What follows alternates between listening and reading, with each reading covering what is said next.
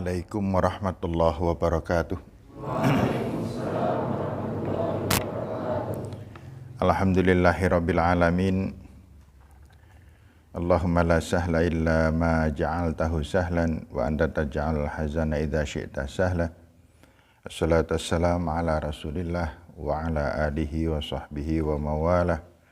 Rabbi syrah li sadri wa yassir li amri wahlul 'uqdatam min lisani yafqahu qawli, amma ba'd. Sebelum kita mulai, ini anak putri baris 3,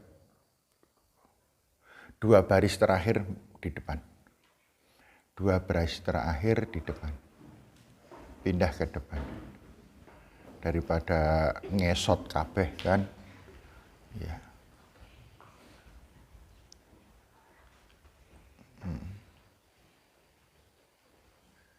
Ini jadinya enak, yang tadinya di belakang sendiri, di depan sendiri gitu. Baik. Kita bersyukur pada Allah, kita bersalawat kepada Nabi kita Muhammad sallallahu alaihi wasallam. Baik anak-anak sekalian, kita mulai pengajian kita. Anak-anak sekalian, setelah kemarin kita membahas tentang surat Al-Qasas ayat berapa? 77. Prinsipnya surat Al-Qasas adalah memerintahkan kepada semua manusia untuk selalu mementingkan akhirat daripada dunia. Nek menurut Anda semuanya, akhirat dan dunia itu perbandingannya bagaimana? Perbandingan dunia dan perbandingan akhirat itu kira-kira nek menurut panjenengan bagaimana? Siapa yang bisa ngacung?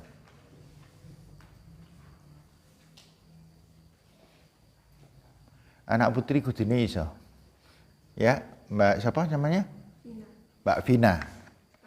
Perbandingan dunia dengan akhirat, bagaikan satu butir pasir dunia dan seluruh pasir yang ada di gurun pasir itu ibaratkan akhirat. Iya, betul. Ibaratnya adalah gurun pasir, kita ambil satu butir. Gurun pasir itu lautan pasir. Kita ambil satu butir, maka satu butir itu adalah dunia, dan selebihnya pasir yang luar biasa luasnya itu adalah akhirat. Yang kedua, contoh kedua, anak putra saya berharap, tapi anak putra ketok apa ya? Gitu. Boleh ngambil inisiatif sendiri.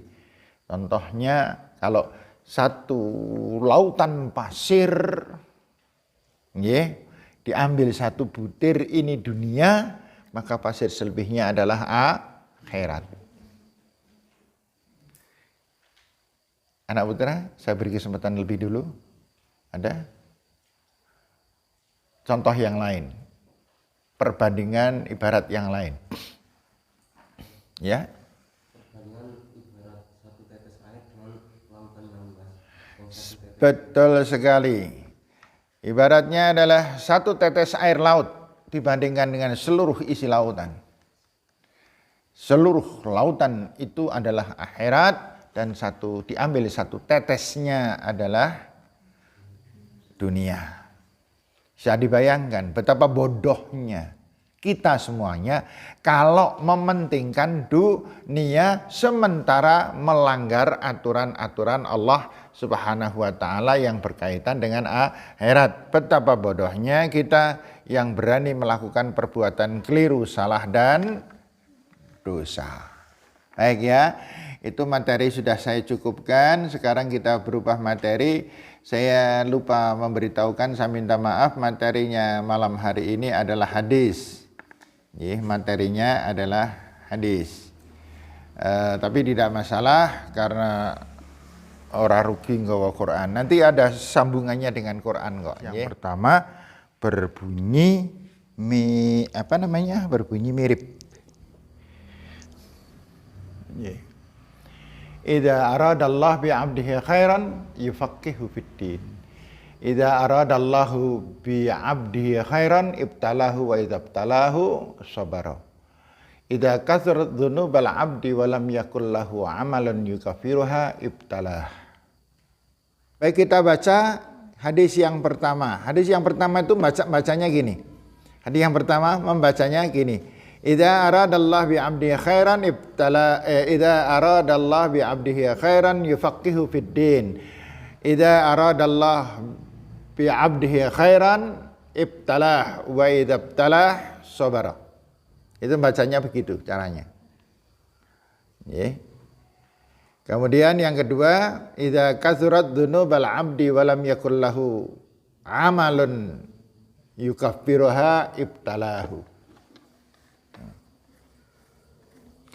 Kalau udah kadung ding, sebenarnya dikasih jarak antara hadis 1 dan 2 karena untuk arti kan perlu diartikan kan? Ya. Tapi udah kadung mungkin yang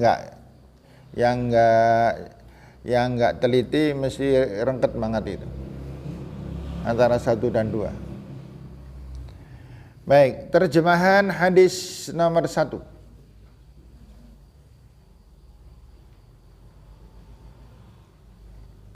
Apabila Allah menghendaki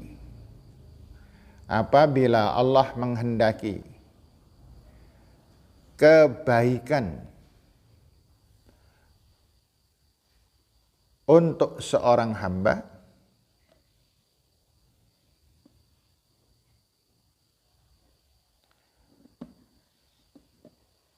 maka diberinya pemahaman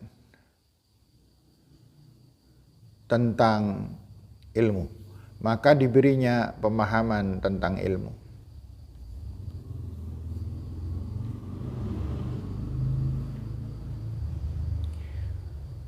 Apabila Allah menghendaki kebaikan untuk seorang hamba, maka hamba itu diuji, dan apabila diuji, hamba tersebut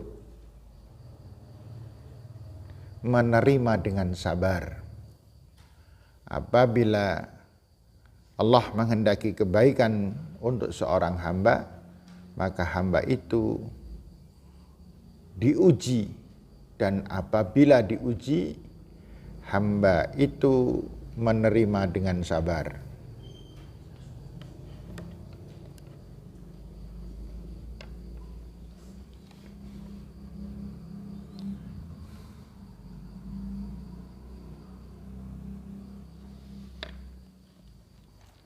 Yang kedua, hadis yang kedua, apabila seorang hamba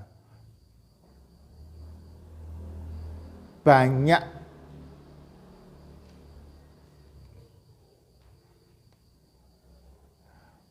mempunyai dosa, apabila seorang hamba banyak mempunyai dosa,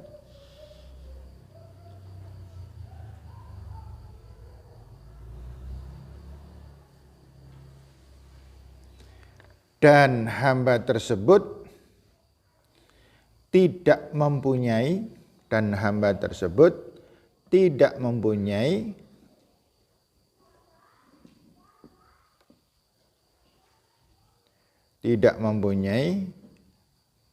amalan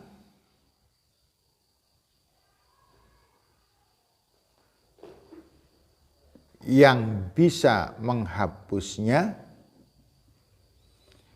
dan hamba tersebut tidak mempunyai amalan yang bisa menghapusnya, maka ia akan diuji oleh Allah. maka ia akan diuji oleh Allah.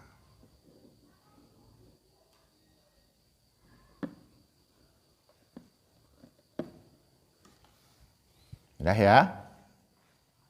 Ada yang belum selesai ya? Sudah semuanya lihatnya. Baik, kita lihat sekarang hadis yang pertama. Yuk kita baca bersama-sama. Tirukan dulu bacaan saya, baru kemudian kita bersama-sama. Idza aradallahu bi'abdihi khairan yufaqqihhu fid din. Idza aradallahu bi'abdihi khairan ibtalahu wa idza ibtalahu sabara. Saya ulang dari hadis 1. Idza aradallahu bi'abdihi khairan yufaqqihhu fid din. Idza aradallahu bi'abdihi khairan ibtalahu wa idza ibtalahu sabara. Ya, hadis 1 dulu. Sekarang kita baca dulu ya, anak putra dibaca hadisnya. Silahkan. 1, 2, 3.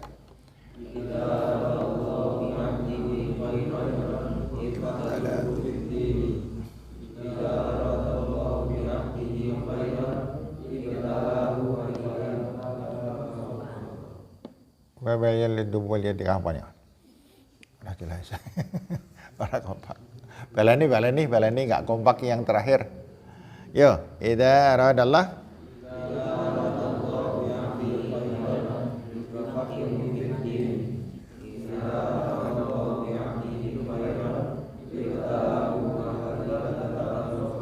wa idza ibtalahu sabar. Anak putri silakan.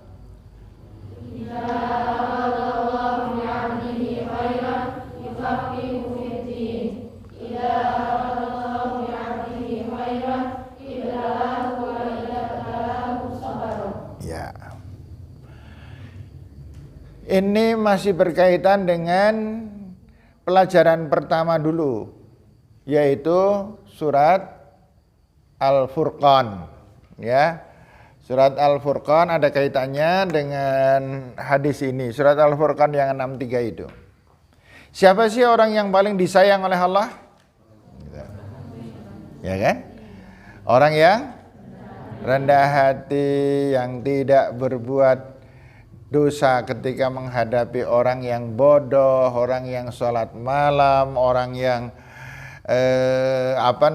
yang selalu berdoa menghindarkan diri dari api neraka, orang yang selalu bersedekah dan kalau sedekah tidak berlebihan.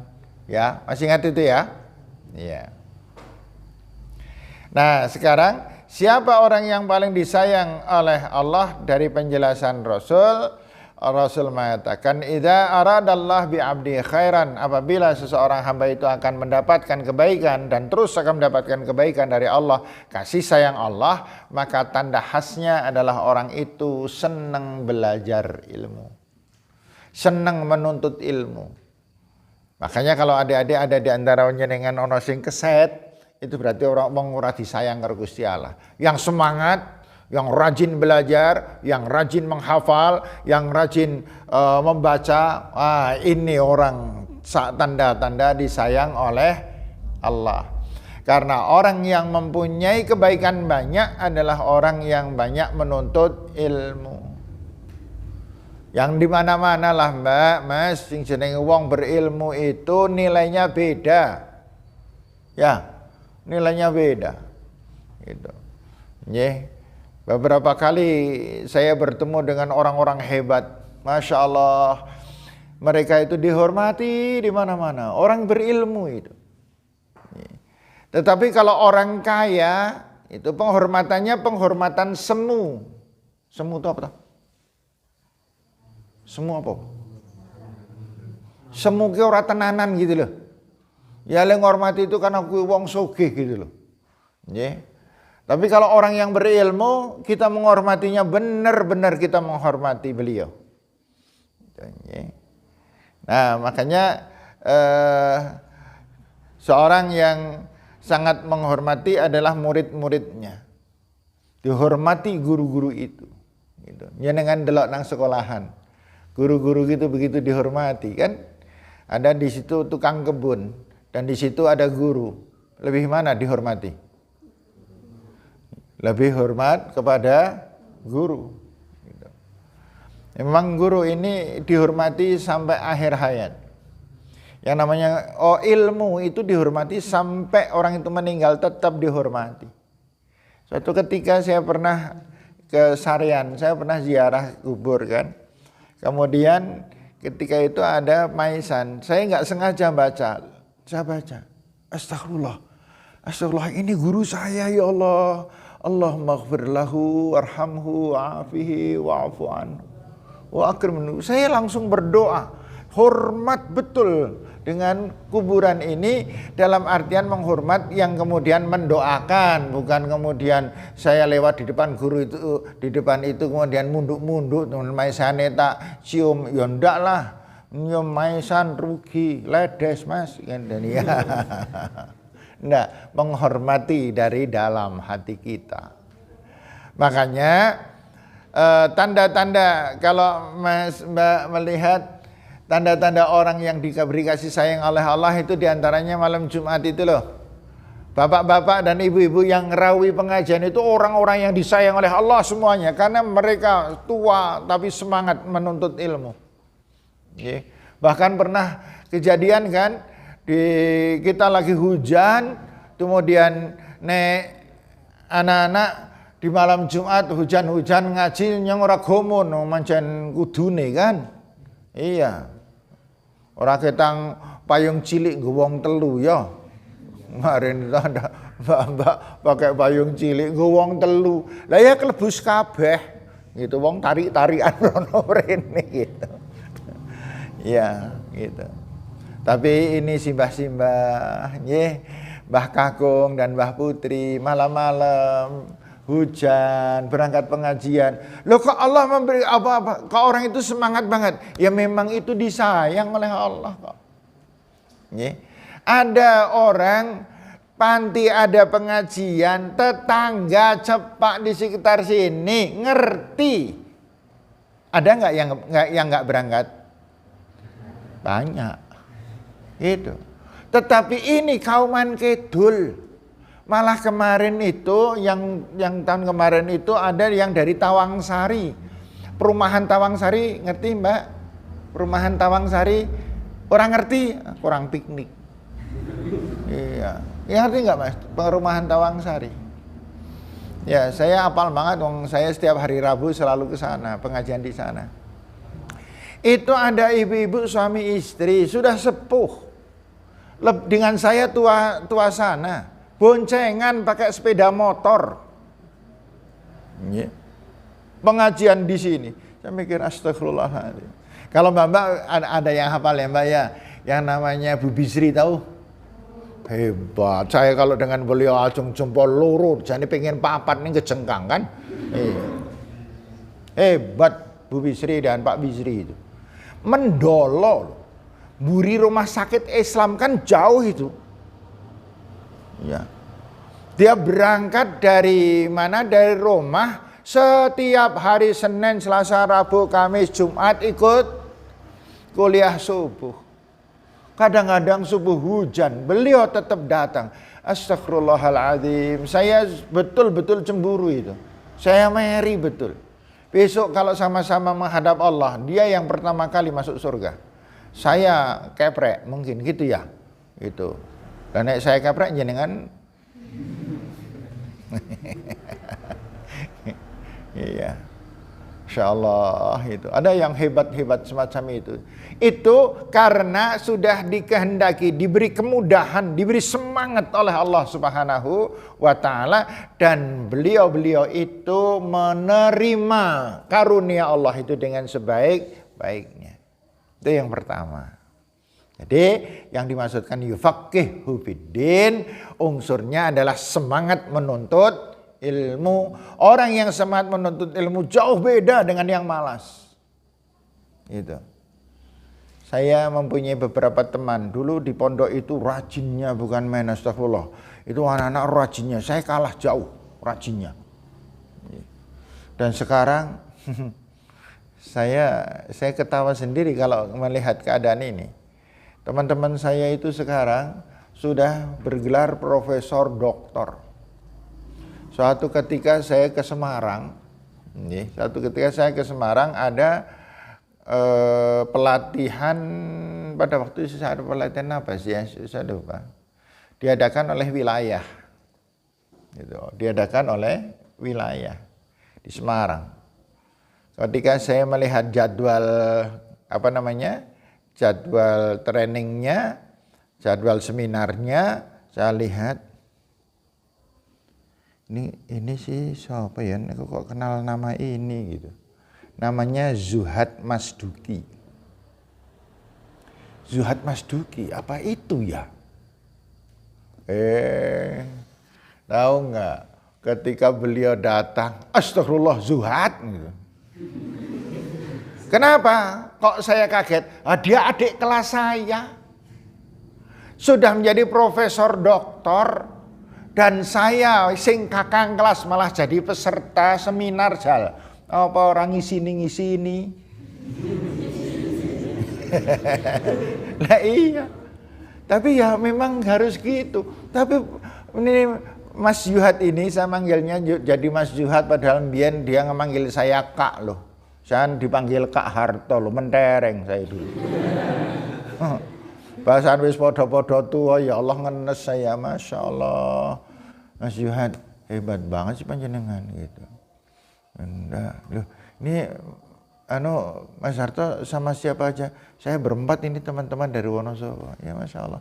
Kita utusan dari PDM Wonosobo, diisi oleh orang wilayah. Beliau orang wilayah. Atasan saya, profesor doktor lagi. Gitu. Jenengan weruh wajahi saya, yakin kaya wong ilang tenan. Celila, celili gitu. Memang potongannya kan kaya ngene iki. Gitu. Ya. Jadi siapa yang ingin terhormat di hadapan Allah, disayang Allah? Orang yang menuntut ilmu dengan semangat. Siapa yang menuntut ilmu dengan semangat? Anda. Kalau saya sudah berat sekali. Kayak Pak Lutfi ini belajar rajin-rajin ini ora pinter-pinter. Saya apa meneh wis luwih tuwa gitu. Ya saya dulu memang seperguruan dengan Pak Lutfi, saya seperguruan loh. Iya. Ya Pak Lutfi itu dengan saya perguruan itu, sama-sama belajar dulu di SMA Muhammadiyah selama Pak Lutfi 3 tahun, tapi kalau saya 30 tahun. Beda ya. Pak Lutfi 3 tahun, saya 30 tahun. Loh kok beda? Ya memang beda. Gitu. Ya. Dan maka kepada mbak-mbak, latar belakang kita tidak menentukan. Yang paling menentukan adalah semangat kita dalam menuntut ilmu. So, menuntut ilmu pasti banyak tantangan. Tapi kita, Mbak, Mas, bersyukur bahwa Anda semuanya berada di panti. Dikelola dengan sebaik-baiknya. Bayangkan seandainya Anda sekolah dari rumah. Alah, anak-anak yang dolan tok-tok. Kan gitu. Dolan tok-tok kalau sana kemari dan gak karu-karuan. Ilmunya tidak didapat banyak, tapi di panti siapa yang mau luar biasa. Dan di sini sudah banyak contoh-contoh sebenarnya alumni panti yang luar biasa. Kemarin ada kedatangan saya alumni dari panti. Sekarang dia menjadi kepala sekolah di Musawarna Tegal. Gitu. Karena dia dulu anak asuh saya. Sehingga pulang ke rumah dan dia sudah menjadi orang yang hebat. Kenapa? Ya karena rajin belajar. Sekarang bagian yang kedua. Bagian yang kedua adalah idza aradallah bi 'abdihi khairan ibtalah wa idza ibtalah sabar. Tanda-tanda hamba yang disayang oleh Allah itu adalah orang yang diuji. yang mendapatkan musibah, yang sakit, tapi ada tapinya, sobaro, dia sabar. Nah, persoalannya sekarang, apakah semua orang sakit sabar? Tidak, ada orang yang sakit muring-muring. Ada, orang sakit itu langsung merdukun. Itu ada. Ini kan on banget itu. Ada orang yang sakit, ini isinya bukan beristighfar, bukan berzikir, tetapi dia senangnya malah muring-muring terus, itu ada. Nah, siapa yang mendapatkan kasih sayang oleh Allah? Orang yang mendapatkan ujian dan dia menghadapinya dengan penuh kesabaran. Diserahkan semuanya, tawakal kepada Allah Subhanahu wa ta'ala.